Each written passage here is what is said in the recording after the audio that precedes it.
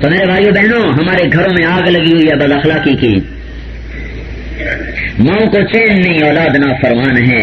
باپ کو قرار نہیں کہ جو باپ بوڑھا ہو گیا بچوں کی خاطر اس کو ایک گلاس پانی پلانے کے لیے اولاد تیار نہیں. سارا دن بیوی خدمت کرتی ہے، ایک کام نہ کرے خامن ڈنڈا اٹھا کے مارنے آ جاتا ہے. سارا دن خامن اس کی ضرورتیں پوری کرے، ایک پوری نہ کرے وہ آگے اس کو گلے شکوے دینا شروع کر دے. تو نے میرے لیے کیا ہے، میں نے تیرے گھر میں دیکھا کچھ نہیں. حسن اخلاق. اللہ کے نبی کا فرمان ہے بہترین مسلمان وہ ہے جو اپنے گھر والوں سے اچھا سلوک کرے، جو اپنی بیوی سے اچھا سلوک کرے. حضرت اما عائشہ رضی اللہ تعالیٰ عنہا کہنے لگی کہ میں حبشی کھیل رہے تھے مسجد میں. حبشی حبشہ کے وہ کھیل تھا، وہ لکڑی کا جس وہ کھیلتے تھے اس سے. تو میں نے کہا یا رسول اللہ میں نے یہ دیکھنا ہے. یا رسول اللہ میں نے یہ دیکھنا ہے. تو آپ نے کہا اچھا آ جاؤ میرے ساتھ. تو آپ دروازے میں کھڑے ہو گئے، پردے آپ نے اپنے جسم کو پردہ بنا لیا، اور حضرت عائشہ رضی اللہ تعالیٰ عنہا آپ کے کندھے کے ساتھ لگ گئیں اور ایسے کندھے پر تھوڑی رکھ کر اور تھوڑی سی اوٹ کر کے تو آپ نے دیکھنا شروع کیا. اور حضرت عائشہ فرماتی ہیں جب تک میں نہیں ہٹی اللہ کے نبی کھڑے مجھے دکھاتے رہے. تم تو بیویوں کو تالے لگا کے چلے جاتے. عائشہ جیسی خاتون رسول اللہ جیسا خامن جب تک خود نہیں ہٹی واپس نہیں ہٹے. ایک غزوے سے واپس آ رہی تو صحابہ سے فرمایا تم آگے چلے جاؤ. سارے صحابہ آگے نکل گئے. جب وہ نظروں سے دور ہو گئے، نظر نہیں آ رہے، تو آپ نے حضرت عائشہ سے فرمایا میرے ساتھ دوڑ لگاؤ گی؟ اور عائشہ نہیں کہہ رہی، اللہ کا نبی کہہ رہا عائشہ میرے ساتھ دوڑ لگاؤ گی؟ کہا لگاؤں گی. کبھی ہم نے جو دوڑ لگائی کہ میں حضور سے آگے نکل گئی. کیسے میں ذرا پتلی تھی تو میں ایسی تیز نہیں کہ میں آگے نکل گئی. پھر کافی عرصہ گزر گیا تو ایک جہاز سے واپس آ رہے تھے تو آپ نے لشکر سے کہا سب آگے چلے جاؤ. وہ سارے آگے چلے گئے یہاں تک کہ نظروں سے دور ہو گئے. پھر آپ نے کہا عائشہ دوڑ لگاؤ گی؟ میں نے کہا لگاؤں گی. پرسوں میں ذرا موٹی ہو گئی تھی، دوڑ لگائی تو ہمارے نبی آگے نکل گیا، میں پیچھے رہ گئی. تو کہا دیکھ لے پھر آج ہم نے بدلہ لے لیا ہے. کیسی خوبصورت زندگی ہے یہ. دین صرف اسی کا نام تو نہیں ہے کہ نماز پڑھ لی، پگڑی باندھ لی، پچیلا لگا لیا اور مسجد میں ٹائم دے دیا. گھر کا دین کون سا ہوگا؟ دیکھو تمہیں دو روایتیں سناتا ہوں بالکل ایک دوسرے سے مختلف. ایک ہی ہستی کے بارے میں دو باتیں بالکل مختلف. ہندو بن ابی حالات سے حضرت امام حسن پوچھ رہے ہیں کہ حضور پاک صلی اللہ علیہ وسلم کیسے تھے. تو وہ کہہ رہے ہیں کان دائم الفکر متواصل الاحزان. اللہ کے نبی ہر وقت فکر میں اور ہر وقت غمگین. یہ ہند بن ابی حالہ کی روایت، صحیح روایت کہ امام حسن پوچھ رہے ہیں کہ ماموں ہند بن ابی حالہ، ہند یہ حضرت خدیجہ کے بیٹے ہیں. ابو حالہ پہلے خامن، دوسرے خامن جو تھے حالہ اس کے بیٹے ہیں، اس لیے ان کو ماموں کہا کرتے تھے امام حسن حسین وغیرہ. تو وہ فرمایا کہ اللہ کے رسول کیسے تھے؟ تو کہا بیٹا اللہ کے رسول ہمیشہ گہری سوچ میں رہتے تھے اور ہمیشہ غمگین رہتے تھے. اب دوسری روایت سنو. حضرت عائشہ رضی اللہ تعالیٰ عنہا سے ایک خاتون پوچھ رہی ہیں کہ اللہ کے نبی گھر میں کیسے تھے؟ تو ارشاد فرمایا کان ضحاکن بسامن. اللہ کے نبی بڑے ہنسنے والے تھے، بڑے مزاح کرنے والے تھے، بڑا جی لگانے والے تھے. ضحاکن بسامن، چہرہ ہر وقت خوش، چہرہ کھلا ہوا، چہرہ کھلا ہوا، چہرہ ہنستا ہوا، مسکراتے ہوئے، ہنسی مزاح کرتے ہوئے. اب بتاؤ ایک روایت کہہ رہی ہے ہر وقت ہنستے ہوئے، دوسری روایت کہہ رہی ہے ہر وقت غمگین ہیں. ایک ہستی کے دو روپ ہیں. ایک روپ گھر کا ہے جس میں آپ ہنستے ہیں مسکراتے ہیں، ایک روپ بازار کا باہر کا ہے جس میں آپ سنجیدہ ہیں غمگین ہیں. جب آپ گھر میں آتے ہیں تو وہ روپ باہر، وہ کپڑے باہر اتار دیتے ہیں اور گھر آ کر وہ لباس پہنتے ہیں جو گھر والوں کی ضرورت ہے. ہن لباس لکم وانتم لباس لہن. کیا اللہ پاک نے کمال کیا ہے میاں بیوی کے آپس کے جوڑ کو بتانے کے لیے جو لفظ استعمال کیے ہیں ہن لباس لکم وانتم لباس لہن. انتہا یعنی اس کو اچھی طرح تعبیر کرنے کے لیے اردو زبان میں زور لگانا پڑے گا. زور جو میرے پاس ہے نہیں. ہن لباس لکم وانتم لباس لہن، یہ تمہارا لباس ہیں، تم ان کا لباس ہو. عورت کا ذکر پہلے کیا، تمہارا ذکر بعد میں کیا. ہن لباس لکم، یہ تمہارا لباس ہیں. لباس سے کیا ہوتا ہے؟ زینت پیدا ہوتی. لباس سے کیا ہوتا ہے؟ پردہ ہوتا ہے. لباس سے کیا ہوتا ہے؟ گرمی سردی سے بچاؤ ہوتا ہے. لباس سے کیا ہوتا ہے؟ انسان معاشرے میں بیٹھ سکتا ہے، مجلس میں بیٹھ سکتا ہے. اور پتہ نہیں اس میں کتنے اشارات چھپے ہوئے ہیں. لباس، لفظ لباس بتانا یہ تھا کہ آپس میں اس طرح پیار محبت سے رہو. اپنا کرتا کبھی پھاڑا؟ کبھی کوئی پاگل ہو جائے تو کرتا پھاڑتا ہے. اگر کرتے پر نشان پڑ جائے تو اگلے کو کہتا ہے یار دیکھو تم نے میرا کرتا ہی خراب کر دیا. بعض اوقات تو جلدی میں اٹھتے ہیں نا تو اپنے ہی ہاتھ سے نہیں کرتا پھٹ جاتا ہے تو خود افسوس ہوتا ہے یار دیکھو کرتا ہی پھٹ گیا، کرتا ہی پھٹ گیا ہے. اپنے ہاتھوں سے کوئی اپنا لباس پھاڑتا ہے تو اللہ یوں کہہ رہا تم کیسے پاگل ہو کہ اپنے کرتے کی تو حفاظت کرتے اور بیوی کے ساتھ بدتمیزی کرتے ہو. اور بیوی کو سمجھا رہا ہے کہ اپنے زیب و زینت کی تو حفاظت کرتی اور خامن کے ساتھ بدتمیزی کرتی ہے. ہن لباس لکم وانتم لباس لہن. بہترین مسلمان جو گھر والوں سے حسن سلوک کرے، جس کے گھر میں بیٹی پیدا ہو اور وہ برا نہ منائے تو آسمان سے ایک فرشتہ اترتا ہے اور وہ اس کے اوپر پر بچھا دیتا ہے، ماں پر بھی بیٹی پر بھی، اور یوں کہتا ہے تو بھی کمزور تیری ماں بھی کمزور، جو تم دونوں پہ خرچ کرے گا اللہ اس کا ساتھی بن جائے گا.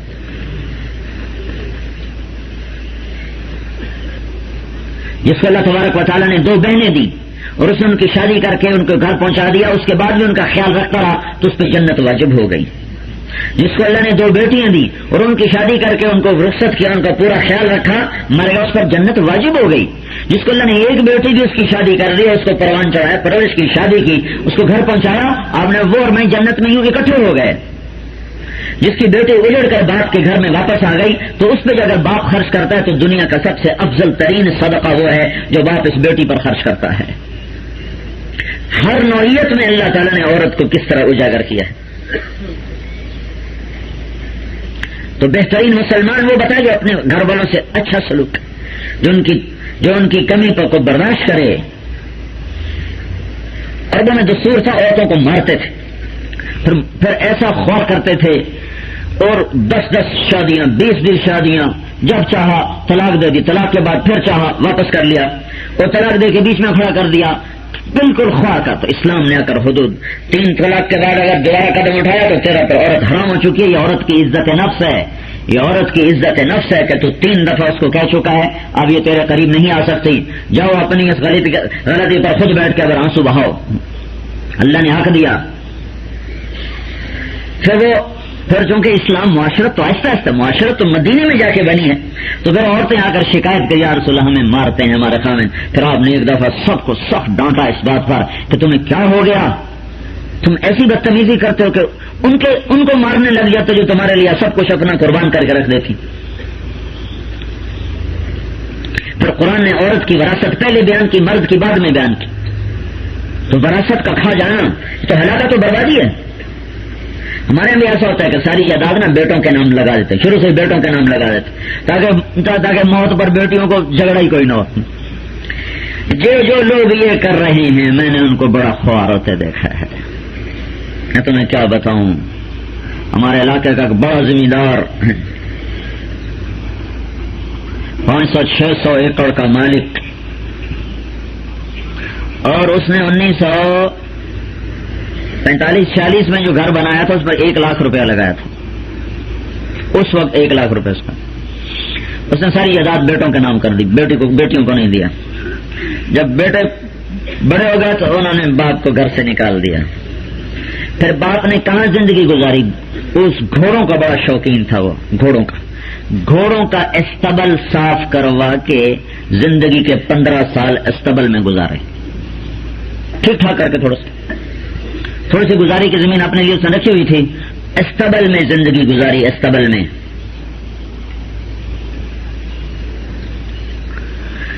ہے دیکھ کا ایک دانہ ہی دیکھ کے پتہ چل جاتا کچی ہے کہ پکی ہے. اگر فرض کرو کسی کو ایسا دکھ نہیں پہنچا موت سے پہلے، قبر میں جاتے ہی پہلا جھٹکا قبر اس کو اسی کا دے گی بدبخت، بیٹیوں کا حق بیٹوں کو دے کے آ گیا، جائیداد تو مجھے میرے اللہ نے دی، پھر میرے اللہ نے کہا بیٹی کا بھی حصہ ہے بیٹے کا بھی حصہ ہے، للذکر مثل حظ الانثیین۔ تو کتنا ظلم و ستم ہو رہا ہے کہ سارے سرحد میں کوئی نہیں ہے جو بیٹیوں کو حصہ دے اور اس کی دعوت دے، اس کی بات چلائے۔ 2 سال بعد آیا ہوں پھر شور مچا رہا ہوں، او بہنوں کو حصہ دو، بیٹیوں کو حصہ دو۔ پورے دین پر چلنے کا نام شریعت ہے، پورے دین پر چلنے کا نام اسلام ہے، پورے دین پر چلنے کا نام تبلیغ ہے۔ اگر گھر میں حسن سلوک نہیں ہے تو یہ در در پھر کے کیا سیکھ کے آیا ہے؟ اگر ماں باپ کا احترام اور عزت نہیں ہے تو اس نے مسجد میں بیٹھ کے کیا سیکھا ہے؟ اگر اس کی دکان کا ترازو صحیح نہیں ہے تو اس نے اللہ سے ہونے کا کیا سیکھا ہے؟ من غش فلیس منا، ہوئے ہوئے ہوئے، من غش فلیس منا، جس نے دھوکہ دیا میری امت سے خارج ہو گیا۔ کتنی سخت بات ہے۔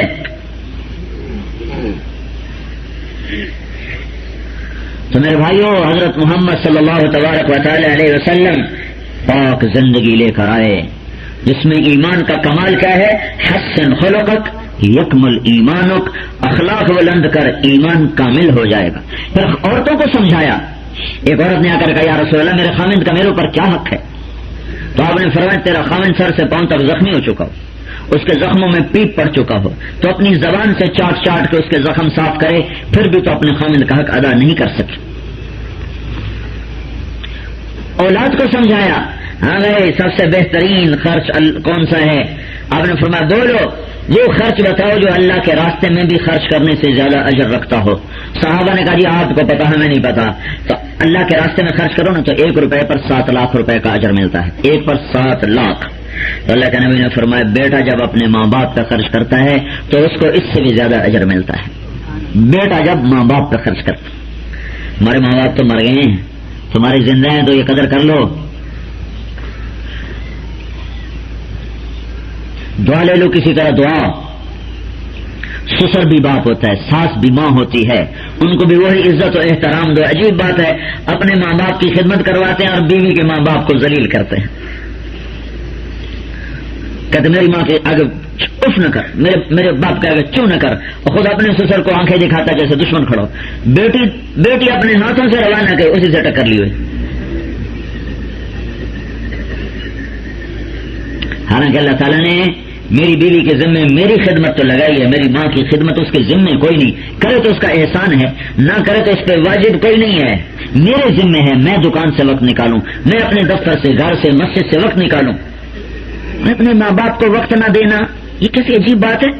قریب تبلیغ کام اتنی مصروفیت ہوگی کہ ماں باپ کے لیے بھی وقت کوئی نہیں بچا، دکان میں اتنی مصروفیت ہوگی کہ ماں باپ کے لیے وقت کوئی نہیں بچا، ہسپتال میں اتنی مصروفیت ہے کہ ماں باپ کے لیے وقت کوئی نہیں، اب بند کرو اس کو۔ موسیٰ علیہ السلام نے پوچھا یا اللہ میرا جنت کا ساتھی کون ہے؟ اللہ نے کہا فلاں کسائی تیرا جنت کا ساتھی۔ موسیٰ علیہ السلام حیران ہوئے کسائی میرا ساتھی کیسے بن گیا؟ بازار میں چلے گئے، دیکھا کسائی اپنا گوشت بیچ رہا ہے، وہ شام ہوئی تو اس نے گوشت کا ٹکڑا اٹھایا اور چل پڑا۔ موسیٰ علیہ السلام کہنے لگے تیرے ساتھ آ جاؤں، کہنے لگا آ جاؤ، اس کو نہیں پتا یہ موسیٰ ہے۔ گھر گیا، وہ گوشت کا ٹکڑا اس نے صاف کیا، پکایا، پھر آٹا گوندا روٹی پکائی، تھے بیوی موجود ہے، کام سارے خود کر رہا ہے، آٹا گوندا روٹی پکائی، سالن پکایا، پھر بوڑھی عورت بیٹھی تو اس کو کندھا دے کے بٹھایا، پھر نوالے بنا بنا کے اسے کھلایا، پھر اس کا منہ صاف کیا، اس نے اس کو دعا دی، وہ اس کو لٹا دیا۔ تو موسیٰ علیہ السلام نے پوچھا یہ کون ہے؟ تو اس نے کہا کہ یہ میری ماں ہے، میں صبح خود اس کی ساری خدمت کر کے جاتا ہوں اور شام کو آ کر خود اس کی خدمت کرتا ہوں۔ بیوی کو نہیں کہا کہ تو روٹی کھلا، تو سالن کھلا، خود آ کے کرتا ہوں اس کی خدمت ساری، پھر اب جا کے اپنے بچوں کا کام دیکھوں گا۔ تو موسیٰ علیہ السلام نے کہا یہ کیا کہہ رہی تھی؟ کچھ کہہ رہی تھی جب تو اس کو لٹا رہا تھا۔ وہ کہنے لگا یہ باجی ماں جو ہوئی، ماں جو ہوئی ہے، ماں جو ہوئی پاگل ہے، جب اس کی خدمت کرتا ہوں تو مجھے دعا دیتی اللہ تجھے موسیٰ کا جنت میں ساتھی بنا دو۔ میں کہاں اور موسیٰ کہاں ہے، میں کہاں اور موسیٰ کہاں۔ ارے بھائیو مجھ سے تو یہ چھین گئی ہے دولت، تم میں سے کسی کے پاس ہے تو ضائع نہ کرنا۔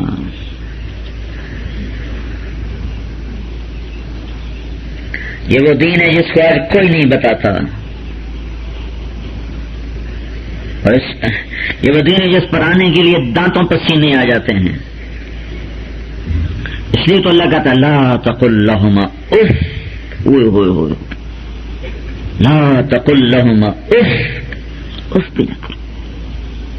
پھر انہوں نے ماں باپ کو بھی سمجھایا کہ تمہارے ذمہ کیا ہے، تمہارے ذمہ کیا ہے. یا بنی لا تشرک باللہ، ماں اور باپ کے ذمہ کیا ہے کہ بیٹے کی بنیاد بنائیں. پہلی بنیاد کیا ہے؟ بیٹا شرک نہ کرنا، لا الہ الا اللہ ان کے دل میں اتاریں. دوسری بنیاد کیا ہے؟ یا بنی انہا ان تک مثقال حبۃ من خردل فتکن فی صخرۃ او فی السماوات او فی الارض یأت بها اللہ ان اللہ لطیف خبیر. بیٹا جزا سزا کا نظام ہے، عمل ذرا دھیان سے کرنا. پہاڑ کی غار میں بھی کرے گا، ہوا میں اڑ کے کرے گا، زمین میں چھپ کے کرے گا، ایک رائی کے برابر بھی اچھائی یا برائی کرے گا، اللہ تجھے تیری اس کی جزا سزا کا نظام دکھا دے گا. لہذا میرے بچے سنبھلنا ماں باپ کے ذمے ہے اولاد میں یہ شعور بیدار کرنا. یا بنی اقم الصلاۃ، میرے بیٹے نماز نہ چھوڑنا، نماز پڑھ. وامر بالمعروف، بھلائی کا داعی بن. ونہی عن المنکر، برائی سے روک. واصبر علی ما اصابک، اور تکلیفوں پہ صبر کر.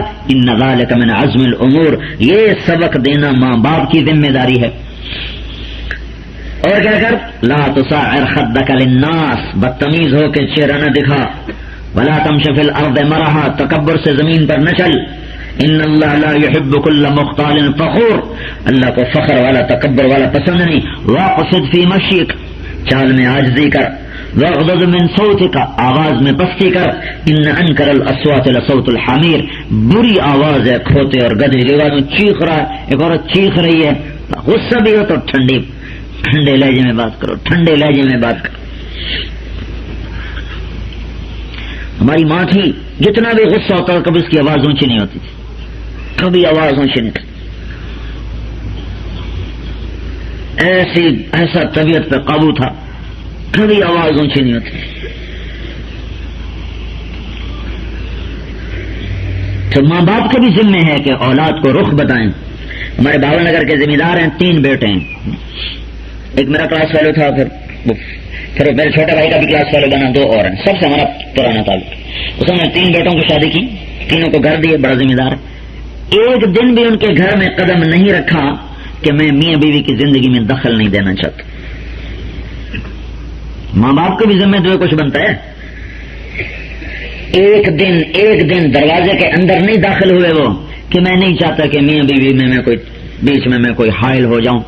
اب ان کے بیٹوں کا حال یہ ہے کہ جب ان کا باپ ڈیرے میں آ کے بیٹھتا ہے تو وہ نوکروں کے ساتھ وہ بھی کھڑے ہوتے ہیں، بیٹھتے نہیں، ایسے کھڑے رہتے. باپ بیٹھا ہے وہ کھڑے رہتے. سفیان ثوری فرمانے لگے یہ میرا بیٹا ہے سعید، بڑے عالم جی، میرا بیٹا ہے سعید. یہ جب آتا ہے نا اور میں نماز پڑھ رہا ہوں اور اسے پتہ نہ چلے مجھے بلا لے تو میں نفل نماز توڑ کر اس کی بات کا جواب دیتا ہوں. یہ احترام دینا ماں باپ کی ذمہ. دیکھو ماں باپ جو ہوتے ہیں نا وہ دعویٰ رکھتے ہیں ہماری اولاد ہے، لیکن یہ یاد رکھنا کہ اولاد کی محبتیں اور طرف ہوتی ہیں، ان کے اپنے تعلقات ہوتے ہیں، وہ اس کو ترجیح دیتے ہیں. اور ہم چونکہ ماں باپ ہیں، ماں ہیں، تو ہم ان کی تربیت کے لیے یہ کرو، یہ نہ کرو، یہ کرو، یہ نہ کرو، تو اس سے کیا ہوتا ہے ان کے اندر ایک کھچاؤ پیدا ہونا شروع ہو جاتا ہے اور وہ ماں باپ سے دور ہونا شروع ہو جاتے ہیں. اور دور ہوتے ہوتے ہوتے پھر ماں باپ کی نفرت بیٹھ جاتی ہے، دوستوں سے یاریاں لگ جاتی ہیں، ماں باپ سے کٹ جاتے ہیں. تو اس لیے اللہ تعالیٰ نے یہ رخ ماں باپ کو سمجھایا کہ تم بھی اولاد کو شفقت دو، محبت دو، نرمی دو. اللہ کے نبی حسن حسین کو کھڑا کر دیتے، عبداللہ اور محمد ایسے لائن میں کھڑے کر، چھوٹے 3 سال کے بچے، اور آپ ایسے چوکڑی مار کے بیٹھ جاتے ہیں. آؤ بھائی جو پہلے آئے گا انعام پائے گا، دوڑ لگاؤ بھائی، دوڑ لگاؤ. 2 جہان کا سردار ہے، 2 جہان کا سردار ہے. آؤ بھائی دوڑ لگاؤ، جو پہلے آئے گا انعام پائے گا. تو سارے دوڑے جاتے، ایک سر پہ چڑھ جاتا ہے، گود میں گر جاتا ہے، کمر پہ چڑھ جاتا ہے، ادھر سے پکڑ لیتا، ایک ادھر سے پکڑ لیتا. وہاں لڑائی کہ میں پہلے آیا، میں پہلے آیا، میں پہلے آیا. لو بھائی، اور اللہ کا نبی ان کے ساتھ بیٹھے کھیل رہے ہیں. یہ شفقتیں دینا ماں باپ کے ذمہ ہے. باغی ہو جائیں گے، اولاد باغی ہو جائے گی. تو میرے بھائیو بہنوں، دین ایک پوری زندگی ہے، پورا ایک نظام ہے. تبلیغ اس کو سیکھنے کی محنت ہے، کیونکہ یہ سارا سودا چلتا ہے ایمان کی طاقت سے. ایمان بنتا ہے ایمان کے ماحول سے، ایمان کے تذکروں سے، مسجد کے ماحول سے، اللہ کی راہوں میں نکل کر ایمان میں ایک طاقت پیدا ہوتی ہے، قوت پیدا ہوتی ہے. وہ طاقت اور قوت ذریعہ بنتی ہے اس کو آگے چلانے کا. یہ معاشرت کا دین تو بہت مشکل دین ہے. اسے بھائیو گزارش ہے کہ اللہ اس کے رسول کی پاک زندگی کو اپنے گھروں میں زندہ کرو. تمہارا گھر جنت بن جائے گا، جنت بن جائے گا. خاوند بیوی کا خیال کرے، بیوی خاوند کا خیال کرے، بیٹے ماں باپ کا خیال کرے، ماں باپ اولاد کا خیال کریں، بھائی بھائی کا خیال کرے. ایک نرم ہو، دوسرا ایک گرم ہے، دوسرا ٹھنڈا ہو جائے، ایک گرم ہے پہلا ٹھنڈا ہو جائے. اس طرح آپس میں معاف کرنا، درگزر کرنے کی فضا اگر قائم ہو جائے گی تو سارا معاشرہ ایسا خوبصورت بن جائے گا کہ پھر غیر اقوام کھچ کھچ کے اسلام میں داخل ہوں. حالانکہ ہمارا تو ایسے ایک ڈھونگ سا ہے، تھوڑی دیر کے لیے مارتے ہیں، ہمارا اور رویہ ہوتا ہے، گھر جاتے ہیں اور ہوتا ہے. وہ کل ایک غیر مسلم خاتون آئی تھی جہاں پچھلی جہاں ہم ٹھہرے تھے، تو میری اہلیہ نے بتایا جب وہ جانے لگی تو روتی ہوئی جا رہی تھی. تھوڑی دیر بیٹھے اور روتی ہوئی جا رہی. ابھی تو صرف ہم سب نے وہاں ایک مصنوعی طور پر اسلام کا ماحول بنایا تھا، مصنوعی عارضی. یہ جب ہم گھر ہوتے ہیں تو کچھ اور ہو جاتے ہیں، جماعت میں جا کر اور ہو جاتے ہیں. تو اس صرف ایک عارضی سے ماحول میں وہ خاتون جب باہر گئی تو روتی ہوئی گئی. ہمارے بھائیو یہ دین ہم نے زندہ کرنا ہے، اس کے لیے محنت بھی کرنی ہے، قربانی بھی کرنی ہے، پچھلے پر توبہ کرنی، اگلے کے لیے اللہ سے عہد کرنا ہے کہ اس کے محبوب کے طریقوں کو اپنا کر چلنا ہے اور اس کو لے کر ساری دنیا میں پھرنا ہے. تو اس کے سارے بھائی بہن نیت کرتے ہیں نا انشاءاللہ. ہاں بھائی، اور پچھلے پر ہم سارے بھائی توبہ کریں، استغفار کریں. یہ سورج، یہ بادلوں کا آنا، یہ بارش کا برسنا، یہ بالکل ایسا جیسے بہت بڑا اللہ کی طرف سے کوئی اشتہار آ گیا ہو کہ تمہارا اللہ تم پہ ناراض ہو چکا ہے. تو دیکھو بھائیو سارے بھائی بہن توبہ کریں اور اللہ سے معافی مانگیں اور اللہ کے دربار میں جھکیں کہ اللہ تعالیٰ ہم سب کو معاف کرے اور اگلی کے لیے نیت کریں، ارادے کریں. تو بھائی توبہ تو کرتا ہے نا سارا مجمع. یہ سارے مرد عورت ایک دفعہ کہہ دو زبان سے یا اللہ میری توبہ. ایک دفعہ اور سارے کہہ دیں یا اللہ میری توبہ. ایک دفعہ اور کہہ دیں یا اللہ میری توبہ. اب بولو کون تیار ہے نہ کے ذمے ہے. تو اپنے بچوں کے لیے، گھر کے لیے وقت دینا چاہیے. دکان میں سے، دفتر میں سے اتنا وقت ضرور گھر کو دیا جائے جس میں اپنے اگر ماں باپ زندہ ہیں تو ان کی خدمت کے لیے کچھ وقت نکالا جائے. ایسے ہی اگر بوڑھے ہیں عزیز اقارب تو ان کا کوئی حال احوال پوچھنے کے لیے کچھ وقت نکالا جائے. ایک صحابی آئے کہ یا رسول اللہ مجھ سے بڑا جرم ہو گیا. تو آپ نے فرمایا تیری ماں زندہ ہے؟ کہا جی ان کا انتقال ہو گیا. تو پھر آپ نے پوچھا تیری خالہ زندہ ہے؟ کہاں جی خالہ ہے. تو آپ نے کہا جاؤ اس کی خدمت کر، معاف ہو جائے گا. تو اس لیے یہ گھر کی زندگیوں کے لیے وقت نکالنا چاہیے. اس وقت رفتار بہت تیز ہے دنیا کے کاموں کی، تو اوروں کے لیے تو کیا اپنے لیے بھی وقت نہیں نکلتا. تو اس لیے میانہ روی سے چلنا ضروری ہے. کچھ وقت اپنی ذات کے لیے، بچوں کے لیے، بیوی کے لیے، گھر بار کے لیے، ماں باپ کے لیے وقت نکالیں، مسجد کے لیے، اللہ کی راہ میں نکلنے کے لیے. ان ساری چیزوں کو بیلنس کر کے چلنے سے انسان اعتدال کی زندگی گزار سکتا ہے. تو اپنی مسجدوں میں بھائی 2.5 گھنٹے دینا، اپنا گشت کرنا اور سے روزے کی ترتیب بنانا، مستورات کے ساتھ اپنے 2 مہینے کے بعد سے روزہ، 3 مہینے کے بعد سے روزہ لگانا. انشاءاللہ اس سے سارے گھر میں دین کی فضا بنتی ہے. تو اپنے گھروں میں ذکر تلاوت کا ماحول بنایا جائے، سے روزہ اپنی مستورات کو لگوایا جائے اور فضائل کی تعلیم کروائی جائے. فضائل کی تعلیم میں صرف اتنا نہیں ہوتا کہ ان کو 2-4 حدیثیں سنا دیں، بلکہ اس میں اصل تو کام فضائل کے حلقے کا ذہن سازی کا ہے کہ ہمارے گھر والوں کا، بچوں کا یہ ذہن بنے کہ اللہ کی ماننے میں کامیابی. یہ ذہن بننا کہ میں اللہ کی مانوں گا تو میرا کام بنے گا ورنہ میں ہلاک ہو جاؤں.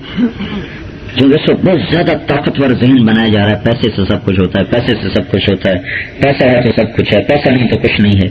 تو اس کا ذہن اندر تک اتر چکا ہے. تو تبلیغ بڑا گہرا پیغام ہے، بہت گہرا پیغام ہے تبلیغ. یہ بالکل اس بنیاد کو اکھاڑ دینے والی محنت ہے. نہیں پیسے سے نہیں، اللہ میرے کام بناتا ہے، اللہ سب کچھ کرتا ہے، میں اللہ کو منا لوں گا میرے سارے کام بن جائیں. تو ایک بنیاد سے دوسری بنیاد پہ لانا ہے. تو گھر کی تعلیم کا مقصد صرف کتاب پڑھنا نہیں ہے. گھر کی تعلیم کا مقصد پورے گھرانے کا یہ ذہن بنانا ہے کہ اللہ کی ماننے میں ہماری سلامتی ہے اور اللہ کے نبی کے طریقوں پر چلنے ہی میں ہماری عزت ہے. تو ساری دنیا کے انسانوں تک اس کو پہنچانا ہمارے ذمے ہے. یہ ذہن بنانا یہ ہمارے ذمے ہے. تو وہ تعلیم صرف اتنی نہ ہو، ایسی مسجد کی تعلیم ہے یا گھر کی تعلیم ہے، اس کا موضوع صرف اتنا نہیں کہ 2-4 حدیثیں پڑھ کے اس کو بند کر دیا جائے. پوری نسل کو خاص طور پر اپنے عزیز و امت میں انذر عشیرتک الاقربین، یہ آیت الگ نازل ہوئی کہ جب اللہ تعالیٰ نے فرمایا کہ قم فانذر، اٹھ ڈرا، تو آپ نے سارا مکہ اکٹھا کر لیا، ان کو دعوت ہو گئی، اس میں رشتے دار بھی آ گئے، سارے آ گئے، لیکن اس کے بعد آپ نے اللہ تعالیٰ نے دوبارہ آیت انذر عشیرتک الاقربین، اپنوں کو خاص طور پر متوجہ کر، یہ تو نے سارے مکے والوں کو دعوت دی، وہ بھی تیرے ذمہ ہے، اپنوں کے بھی تیرے ذمہ ہے۔ ہاں ہمارے یہاں کہ یہ غلط فہمی پائی جاتی، پہلے اپنے گھر میں کرو پھر باہر کرو، یہ ترتیب غلط ہے۔ اللہ کا نبی باہر بھی کر رہے تھے، اپنوں پر بھی کر رہے تھے، باہر بھی کر رہے تھے، اپنوں پر بھی کر رہے تھے، اور اپنے تو مسلمان ہوئے ہی نہیں، باہر والے پہلے مسلمان ہوئے نا۔ تب ہمیں یہ بعض لوگ کہتے ہیں کہ پہلے آدمی کو خود ٹھیک ہونا چاہیے، پھر گھر والوں کو ٹھیک کرنا چاہیے، پھر اوروں کے پاس جانا چاہیے۔ تو خدا اللہ نہ کرے، اللہ نہ کرے، اگر وہ ٹھیک نہ ہو تو پھر کیا کرے، پھر بیٹھ جائے۔ اگر اللہ کا نبی یہ انتظار کرتا پہلے میرا قبیلہ مسلمان ہوگا، پھر میں بنو ہاشم، اس کے بعد میں دعوت دوں گا بنو مطلب کو، پھر دوں گا بنو امیہ کو، پھر دوں گا بنو عبد مناف کو، ہیں اس کے بعد پھر باقی قریش کو دوں گا، تو پھر تو ساری زندگی وہیں گزر جاتی۔ اندر عشیرتک الاقربین، ہاں بھائی رشتہ داروں کا حق زیادہ ہے، ان پر ان کے لیے خصوصی وقت نکالو، لیکن یہ نہیں کہ پہلے تمہارا گھر ٹھیک ہو پھر اس کے بعد اوروں کو جا کے دعوت دو، نہیں، ادھر بھی کرو ادھر بھی کرو، ادھر بھی کرو ادھر بھی کرو، شاید وہ جلدی مان جائیں گے بعد میں۔ تو کیا ہوا، پھر نہیں مانا خاندان آخری، تو آپ کو مکہ چھوڑنا پڑا۔ تو اگر آپ یہ کہتے نہیں کہ پہلے مکے والے ٹھیک ہوں گے پھر مدینے جاؤں گا، پھر تو کبھی بھی نہیں جا سکتے۔ ہجرت ہو گئی، مدینہ مکے میں 13 سال کی محنت میں 250 آدمی مسلمان، ٹوٹل 250، اور مدینے میں گئے تو مدینے والے سارے مسلمان ہو گئے، کچھ منافق تھے جو چھپے ہوئے، تو منافقین کی موجودگی میں پھر آپ نے باہر دعوت دینا شروع کر دی، ایران کو، روم کو، یمن کو، ہیرا کو، مسقط کو، اردن کو، فلسطین کو، ان کے بادشاہوں کو آپ نے دعوتی خط ارسال فرمائے ہیں، کئی 100 خط ہیں وہاں کو جو بھیجے گئے ہیں، صرف ہمارے یہاں مشہور 8-10 خط ہیں، کئی 100 خطوط ہیں جو بھیجے گئے ہیں۔